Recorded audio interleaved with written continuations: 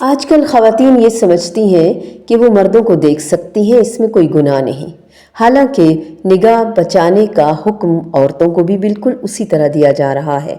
یقیناً ہماری معاشرت میں عورت احتیاط نہیں برتتی، مثلاً آؤ دولہا دیکھیں۔ شادیوں میں تو یہ عام رواج ہے، حالانکہ دولہا تو صرف اپنی دلہن کے لیے ہے نا، پرائی نامحرم عورتوں کے لیے یہ بھلا کیوں کر جائز ہوگا؟ ایسے ہی فوتگیوں پہ بھی میت مرد ہے تو خواہ ہم جا کر چہرہ دیکھتی رہتی ہیں، احتیاط بالکل بھی نہیں کرتی۔ ایک غیر مرد کو بھرے خواتین کے مجمع میں لا بٹھانا اور پھر دیکھنا، یہ کہاں کا انصاف ہے، کہاں کا اسلام ہے؟ یہ بالکل غیر شرعی اور نامناسب بات ہے۔ حیا کی انتہا تو یہ ہے کہ نابینا صحابی ابن مکتوم کی آمد پر بھی امہات المومنین کو آپ صلی اللہ علیہ وآلہ وسلم نے پردے کا حکم دے دیا اور اس کی وضاحت یہ فرمائی کہ وہ نہ دیکھیں، لیکن یہ کہ اگر وہ اندھا ہے، وہ نہیں دیکھ سکتا، تو آپ تو اندھی نہیں ہے نا، آپ کیوں دیکھ رہی ہیں؟ عورت کے معاملے میں یہ سختی یوں نسبتاً کم ہے کہ مرد کو پردہ نہیں کروایا کہ عورت اسے دیکھ نہ پائے۔ عورت دیکھ لے۔ خواتین کے لیے پردے کے احکامات کی تفصیلات بہت زیادہ ہیں، لیکن چونکہ لمبی آڈیوز ہو جاتی ہیں اس لیے اس کو مختصراً بیان کیا جا رہا ہے۔ امہات المومنین اور صحابیات کے رد عمل ہمیں دیکھنے چاہیے، قرآن کی تشریحات دیکھنی چاہیے، نبی کریم صلی اللہ علیہ وآلہ وسلم کی تعلیمات کو دیکھنا چاہیے، اور پھر آج کل کے حالات کو دیکھنا چاہیے کہ ہم کیا کر رہے ہیں۔ نگاہیں نیچی رکھنا نگاہوں کو بچانے کا حکم ہے، اس کے برعکس آج ہم کانفیڈنس کے نام پر خوب آنکھیں پھاڑ کر، آنکھوں میں آنکھیں ڈال کر جب تک نہ دیکھیں ہم بات ہی نہیں کر سکتے۔ اگر ہم اس کا کمپیریزن کرتے جائیں قرآن کے احکامات اور عملی حقائق کا، تو اپنی شرمگاہوں کی حفاظت کرنے کا حکم ہے، جس کی تفصیل مزید آگے دی جا رہی ہے کہ بناؤ سنگھار زیب و زینت نہ دکھائیں، اپنی اوڑھنیوں کے آنچل سینوں پر ڈالے رکھیں، اس پر عمل کر کے دکھا دیا گیا مقامی لباس۔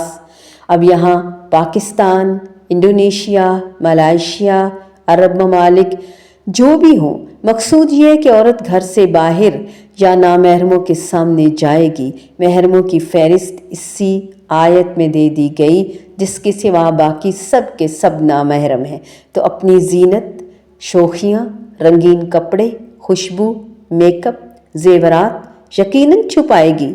پردے کے ابتدائی احکامات سورۃ الاحزاب میں نازل ہوئے تھے، جس میں اوپر سے پوری چادر یا عبایا نوعیت کا پہناوا اوڑھ کر اپنا حسن و جمال چھپانے کا فرمان جاری ہوا تھا۔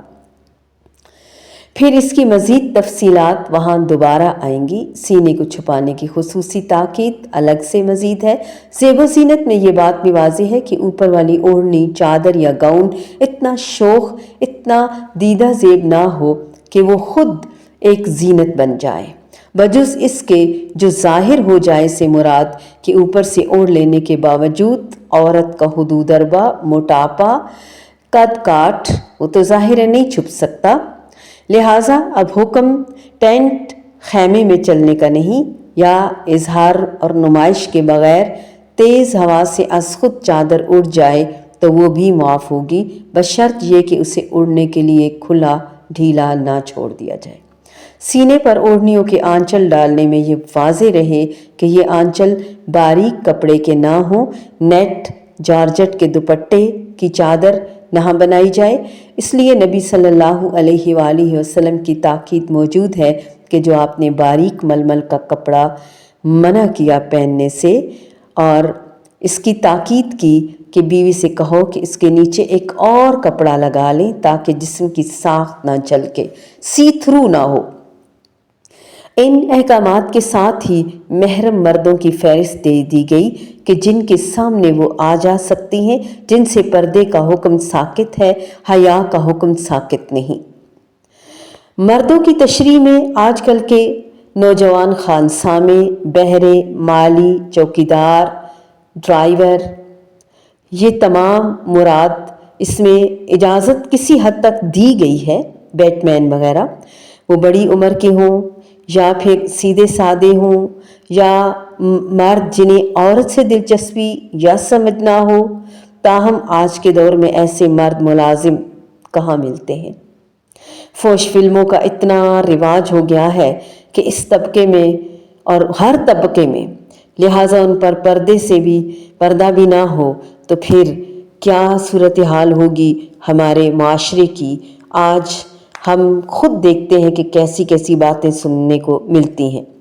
یہ سارا ہم اوور ویو کر رہے ہیں کہ پاؤں زمین پر مارتے ہوئے چلنے سے منع فرما دیا گیا، بجنے والا زیور پہن کر اٹھلا کر ناز و انداز سے چلنا مومنہ عورت کی شان کے خلاف ہے، اس سے روک دیا گیا۔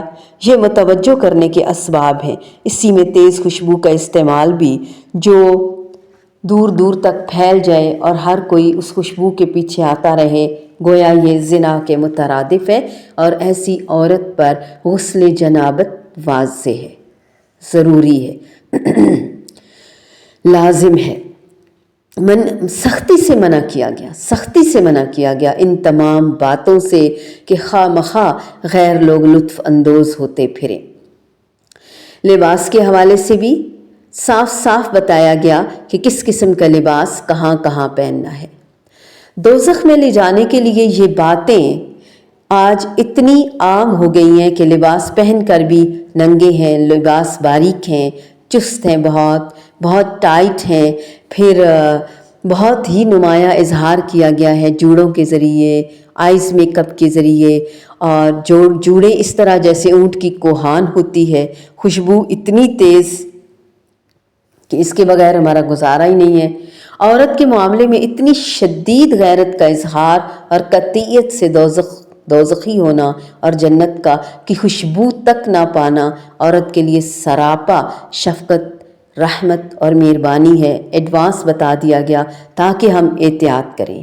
اس کی پیدائش سے لے کر وفات تک اسے سنبھالنے اور بچانے اور کنٹرول کرنے اور چھپانے کی ضرورت ہے۔ اور آج کل ہم غیروں کا لباس پہن کر خوش ہوتے ہیں، یہاں تک کہا جاتا ہے کہ عورت کی قبر بھی گہری ہے اور پسندیدہ ہے کہ لاحد والی قبر ہو۔ عورت کو اتنا زیادہ ڈھانپا جائے، لیکن دوسری طرف افراط اور تفریط کا معاملہ کہ مرد کھلا آزاد پھرے، اور پھر بھی پردہ 21ویں صدی میں۔ عورت کے حوالے سے یہ بات واضح ہو چکی ہے کہ عورت اسلامی نظام معاشرت کا سب سے قیمتی عنصر ہے۔ مزید ہم دیکھیں گے، ابھی بھی بات ختم نہیں ہوئی۔ عورت کی پاکیزگی، اس کی عزت اور عصمت جو کانچ کی طرح نازک ہے، اس پر زبردست پہرے بٹھائے گئے۔ مرد معاشرے کا معمار ہے، مزدور ہے، اس کے ناز نخرے نہیں اٹھائے گئے۔ یہ سارا احترام اور تقدس عورت سے نتھی کیا گیا۔ عورت کو اللہ تعالیٰ نے اپنے پرتو پر بنایا، وہ خود پس پردہ ہے۔ عورت کے لیے بھی اخفا رکھنا، چھپا کے رکھنا پسند فرمایا۔ وہ خود مربی، تربیت دینے والا، پالنے والا ہے۔ یہ کردار اس نے مرد کو نہیں سونپا، عورت کو اس لائق جانا۔ اتنی اہمیت کی حامل ہونے کی بنا پر عورت کا تحفظ بہت ضروری ہے۔ ایک مرد کا تعلیم یافتہ ہونا فرد واحد کی تعلیم ہے، جبکہ ایک عورت کی تعلیم ایک کنبے کی تعلیم ہے۔ ایک عورت کی بے راروی، ایک عورت کی بے پردگی گویا پورے خاندان، برادری اور کنبے کی بے پردگی ہے۔ پردہ اس کا تحفظ ہے، عزت اور وقار کی ضمانت ہے، عورت کی قدر و قیمت کا مظہر ہے۔ مغرب کی عورت، ماڈل گرل، اداکارائیں اپنا حسن بیچتی ہیں روپے، پیسے، ڈالر کے عوض۔ مومنہ عورت اس کی حفاظت کرتی ہے جنت کے عوض۔ مغربی عورت مفلس کی جھونپڑی ہے، جس پر نہ تو کوئی پہرا ہے، نہ کوئی دروازہ ہے، نہ کوئی پردہ ہے، نہ حفاظت کے لائق کوئی قیمتی اثاثہ ہے، کچھ بھی نہیں۔ مومنہ عورت عالی شان محل کی مانند ہے، جس پر تہ در تہ سیکیورٹی گارڈز ہیں، حفاظت کے انتظامات ہیں، شاندار اور زبردست۔ اس تک رسائی آسان نہیں۔ آج ہمیں یہ نہیں بھولنا کہ پردے کے احکامات جس دور میں نازل ہوئے اس دور میں ایمان کا معیار بے انتہا اونچا تھا۔ خواتین حضرت فاطمہ، حضرت عائشہ صدیقہ رضی اللہ تعالی عنہما، مرد سیدنا عثمان، سیدنا علی رضی اللہ تعالی عنہما جیسے۔ جبکہ اب چاروں طرف پھیلی ہوئی گندگی، اشاعت، فحش، اختلاط، مکس گیدرنگ، بے پردگی، یہ اخلاقی حالت بگڑ چکی ہے۔ پردہ پہلے سے سخت تر کرنے کی اب ضرورت پیش آ گئی ہے، نہ کہ کم کرنے کی۔ 21ویں صدی کا پردہ زیادہ ہونا چاہیے کہ یہ بے حیائی کی صدی ہے۔ پردے کے احکامات تو صرف خوبصورت عورتوں، لڑکیوں کے لیے ہوں گے، لہٰذا کم صورت کو پردے کی صورت کی ضرورت ہی نہیں کہ وہ خوبصورت ہی نہیں ہے۔ احکامات بالکل یکساں طور پر تمام مسلم خواتین کو دیے جا رہے ہیں۔ یوں بھی عورت بذات خود کم صورت ہے، بد صورت ہے تو بھی پرکشش ہے۔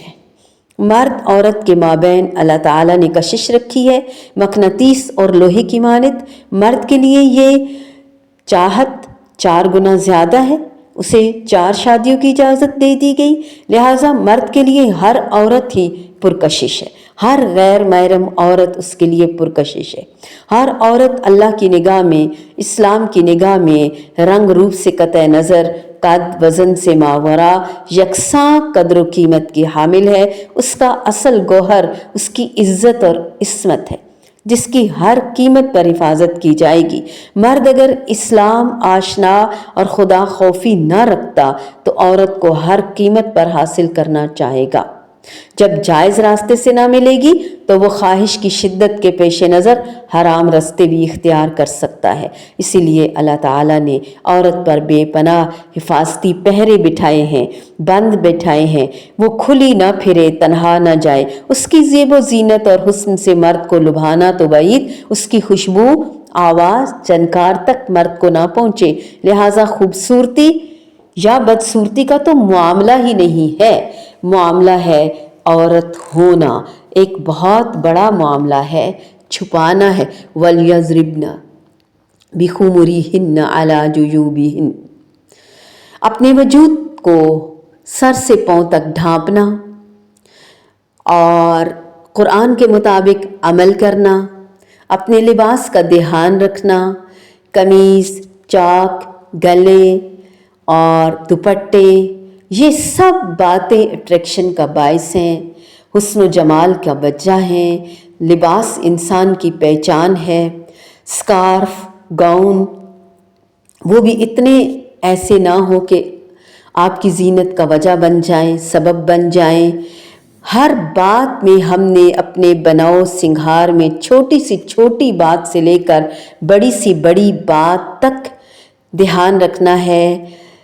جوتوں کی ہیل کی ٹک ٹک نہ ہو، پازیب کی جھنکار، چوڑیوں کی چھنکار، خواہ مخواہ کی ہنسی، بے مقصد لا یعنی گفتگو، انداز، اس میں لوچ، اس میں ایک ابھارنے اور مائل اور قائل کرنے کے لیے اللہ رب العزت نے حیا کے پیمانے بتا دیے، ایک ایک بات کو بہت ڈیٹیل سے بتایا۔ اس صورت کو ہمارے لیے فرض قرار دیا جیسے پورا قرآن ہمارے لیے فرض ہے۔ مجھے کیوں سمجھ نہیں آ رہی اب یہ سنت، یہ بات ہم کہتے ہیں یہ سنت ہی تو ہے، یہ نفل ہی تو ہے، فرض تو نہیں ہے۔ سنت اور نفل کی بھی بڑی اہمیت ہوتی ہے مسلمان کی نظر میں۔ اللہ کا حکم فرض کے درجے میں ہو تو مسلمان اس سے کبھی چشم پوشی نہیں کر سکتا، مومنہ عورت کبھی بے حجابی نہیں کر سکتی، کبھی بے پردگی کا مظاہرہ نہیں کر سکتی۔ اس کے اندر فطری تقاضے ہیں شرم و حیا کے، وہ ان کو پورا کرنے کے لیے اپنے والدین اور اپنے بھائیوں اور اپنے شوہروں کے اور اپنے بیٹوں کے انڈر رہ کر، ان کے پیچھے رکھ کر کہ وہ آگے سے معاملہ کرے گا، مقابلہ کرے گا، فیس کرے گا، اور عورت اپنے مرد کے پیچھے تمام تر لباس اور پردوں کے باوجود اپنے آپ کو مرد کے پیچھے رکھ کر مزید چھپائے گی۔ اللہ ہمیں ہمت اور توفیق دے۔